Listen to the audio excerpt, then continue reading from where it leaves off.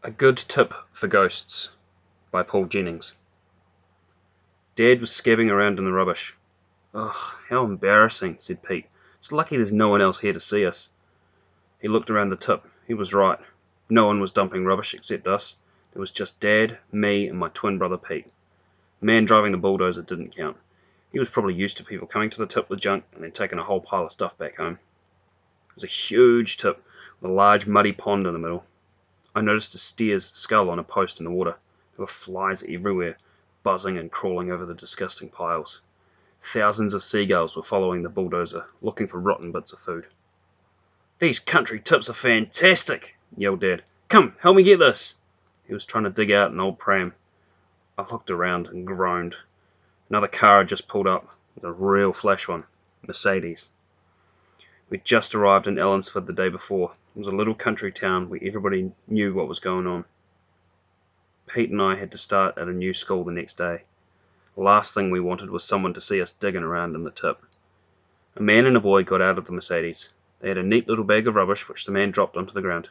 A cloud of flies rose into the air. "Let's get out of here," the man said to the boy. "This place stinks."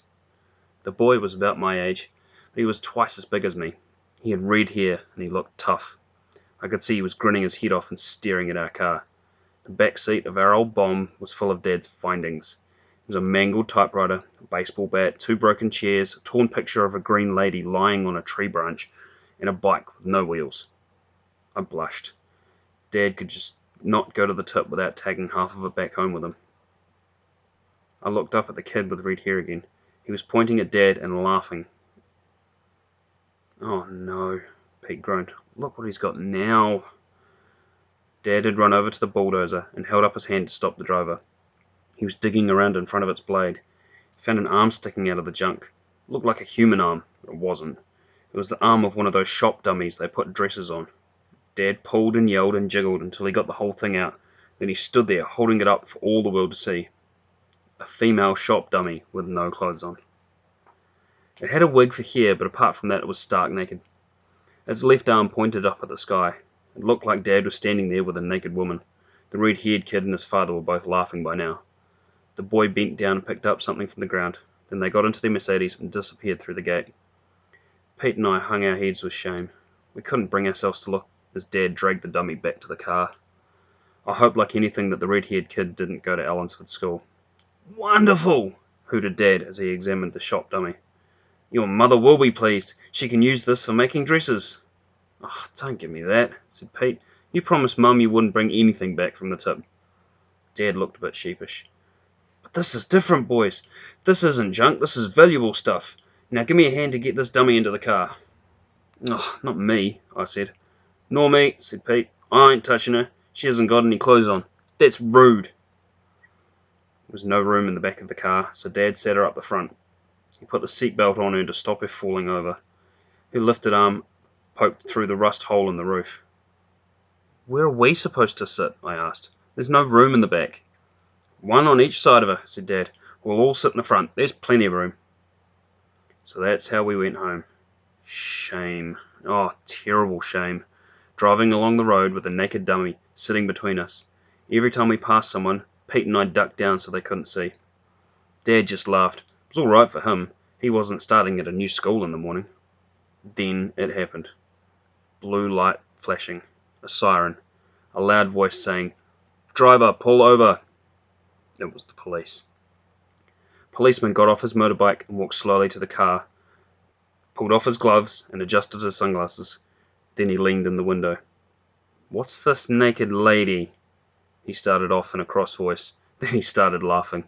He doubled up, holding his side and pointing to the dummy. "We had a report there was a naked woman," he said. He managed to get out in between gasps. "But it's only a shop dummy." I thought he was never going to stop laughing, but finally he said, "Where'd you get all this stuff, sir?" "The Ellinsford Tip," answered Dad. "The locals call it Haunted Tip," said the policeman with a grin. He seemed to want to stay and talk. He was probably trying to figure out Dad was a nutcase or not. Pete and I just sat there, trying not to be seen. "No one will go there after dark," he told us. "They say the ghost of Old Man Chompers works the tip at night." "Old Man Chompers, eh?" said Dad. "Yeah, he was the caretaker of the tip long ago. They say he was minding his 2 grandchildren there one day. The children disappeared and were never found.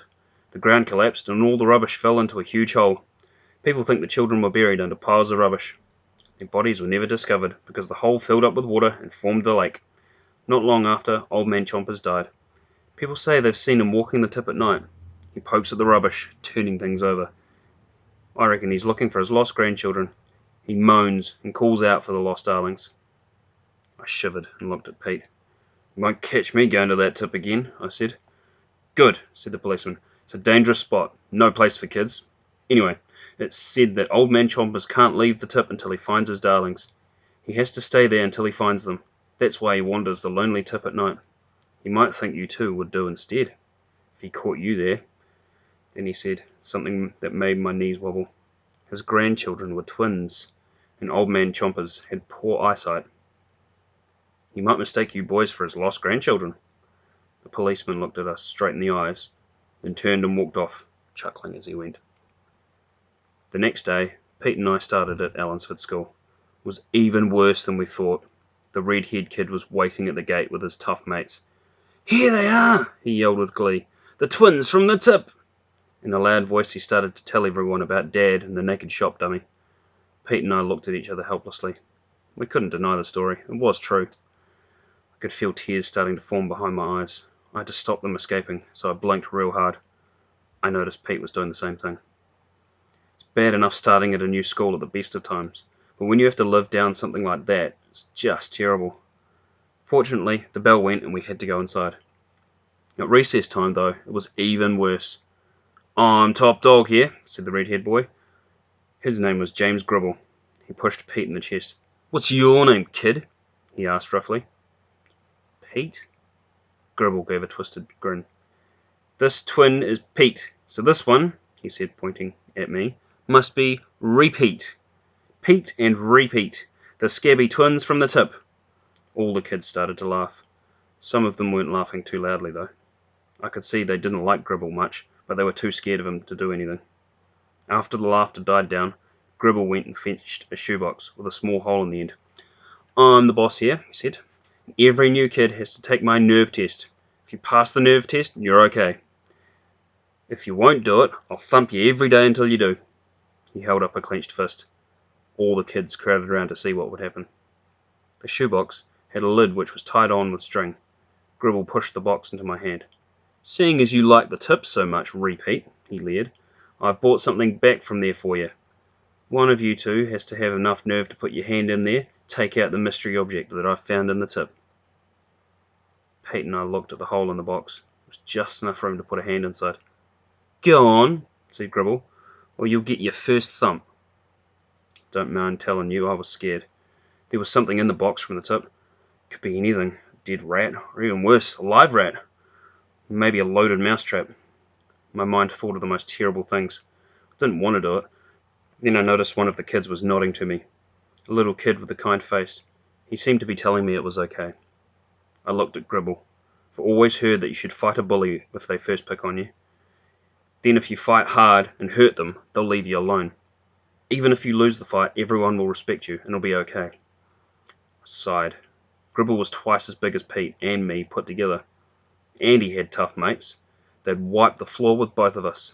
Things like teaching the bully a lesson only happened on TV. Slowly, I pushed my hand into the box. First I couldn't feel anything. Then I touched something hard and slimy. It was sort of horseshoe-shaped. I shivered. It was revolting. There were rows of little sharp-pointed things.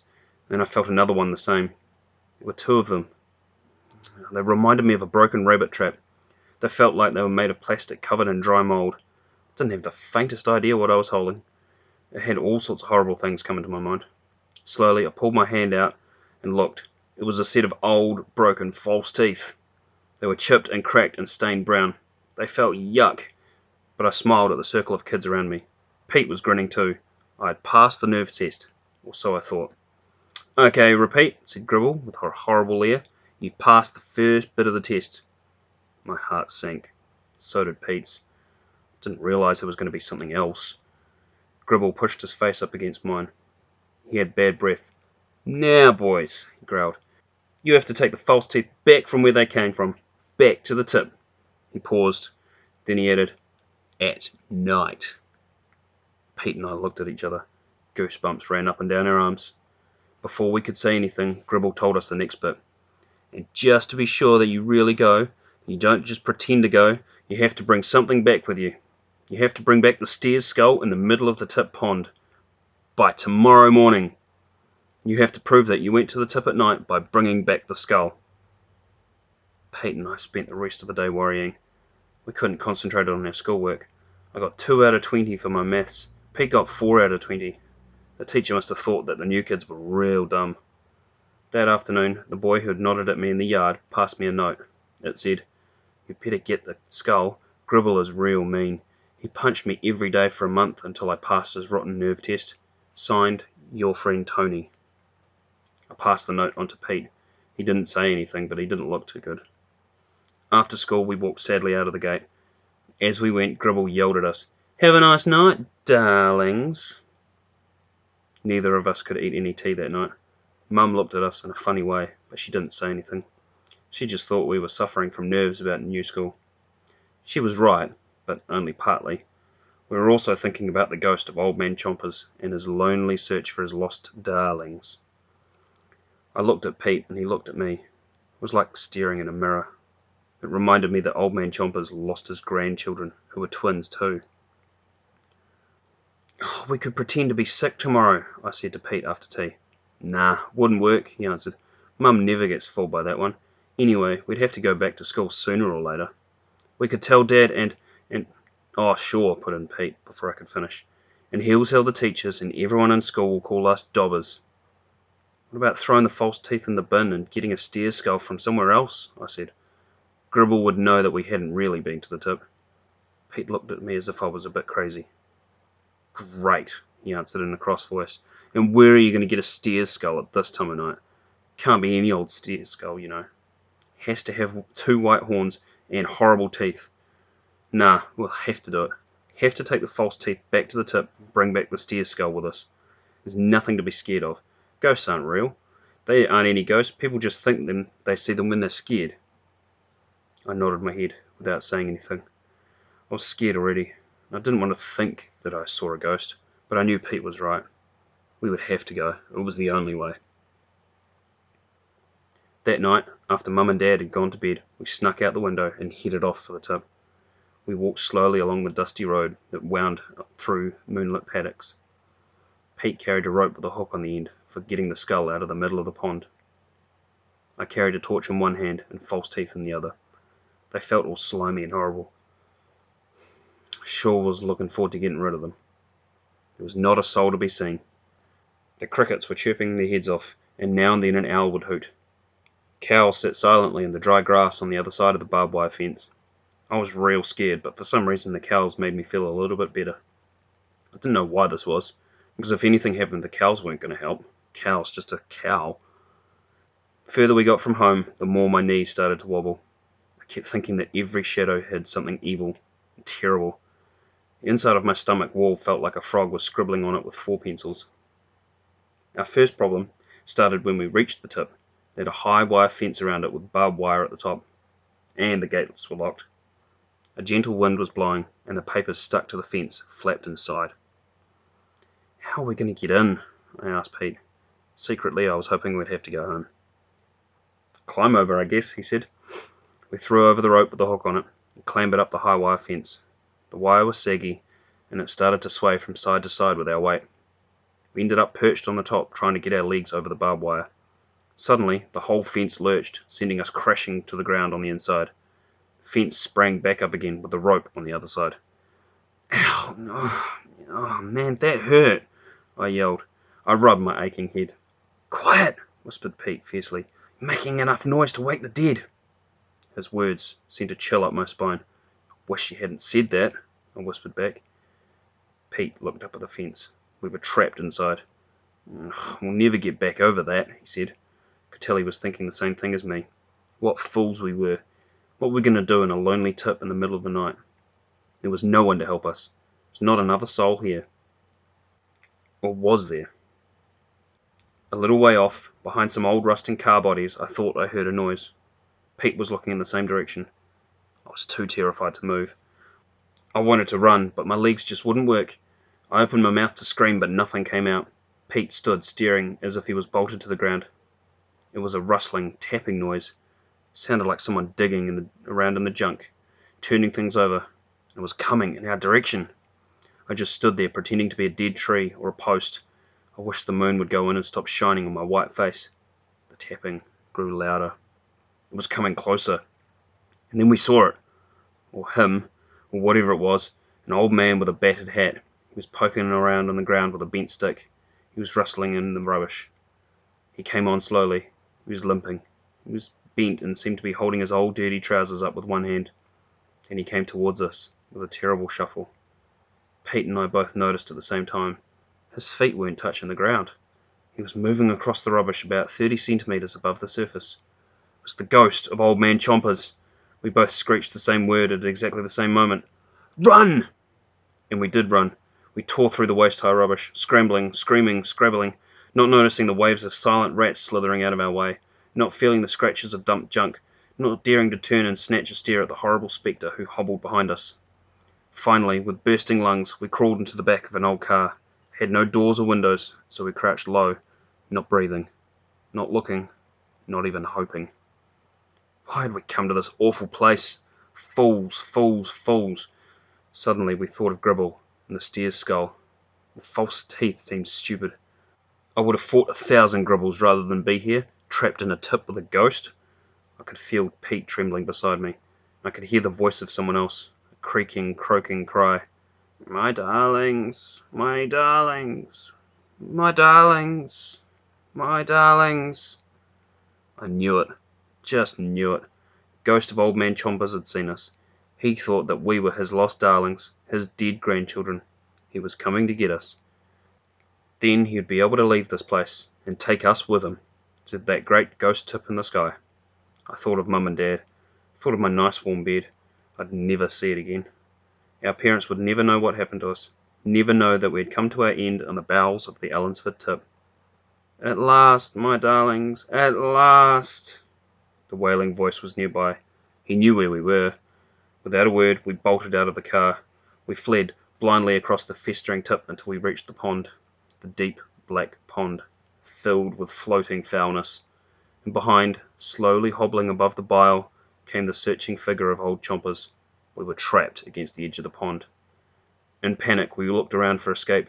Mountains of junk loomed over us on either side. To the back was the pond, and to the front, we dared not look. Quick, yelled Pete. Help me with this. He was pulling an old rusty bath, dragging it towards the water. That won't float, I gasped. Look at the plug hole. The water will get in. It'll sink. Pete bent down, scratched a dollop of wet clay from the edge of the water, jammed it into the plug hole. Come on, he panted. Hurry! The bath was heavy, but terror made us strong. We launched it into the murky water. Then we scrambled in, just in time. The bath rocked dangerously from side to side, but slowly it floated away from the approaching horror.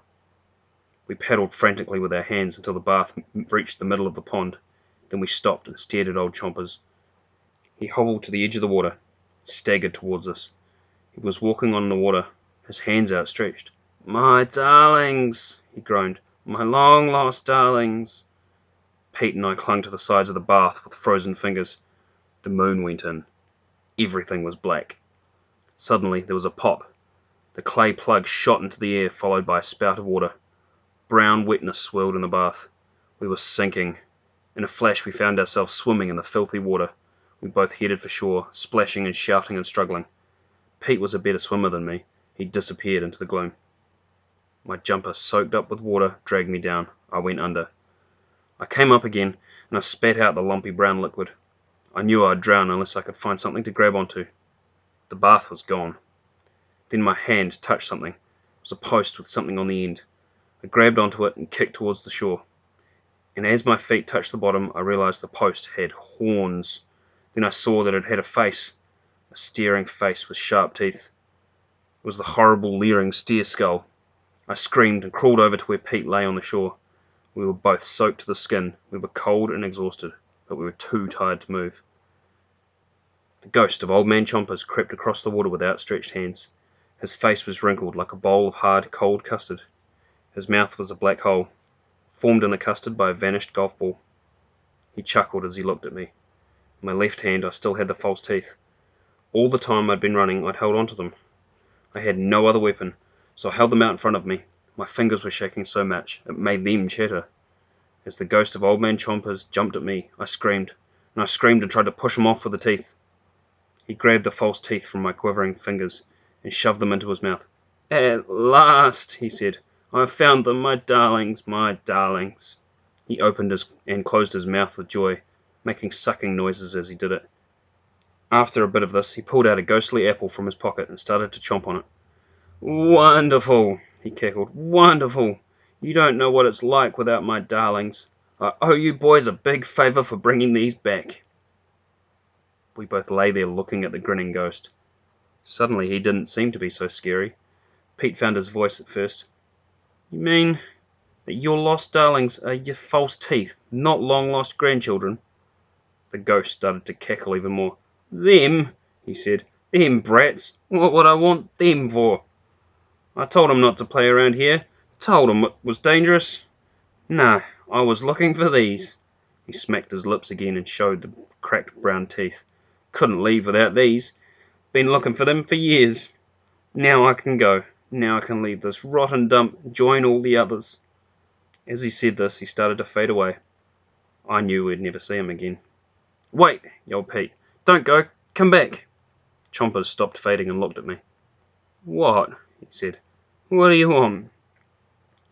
I could see that he was in a hurry. He didn't want to hang around the tip for any longer than he had to. Pete looked at the ghost straight in the eye. "You said you owe us a big favour for bringing your teeth back. Well, we want to be paid back. We want one favour before you go." "Well," said old Chompers with a chirp smile. "What is it?" Old Chompers wasn't the only one who didn't want to hang around that tip. He showed us the hole in the fence, and we ran back down the road as fast as we could go. When we got back to Allensford, we climbed up a certain tree and looked in a certain window. Gribble was fast asleep in bed. He had a big smile on his face. He'd fallen asleep, thinking how smart he was, making those dumb twins go to the tip in the middle of the night. Suddenly he was awakened by a noise. It sounded like a person tapping with a stick. It was coming towards his window. Then he heard a croaky voice. "My darling," it said. "At last I found my darling." Gribble was terrified. He wanted to scream, but nothing would come out. A terrible figure floated through the wall. He had a face which was wrinkled like a bowl of hard, cold custard.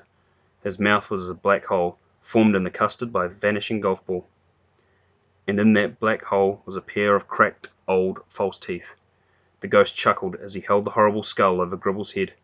"I think you want this," he said as he dropped his load on Gribble's face.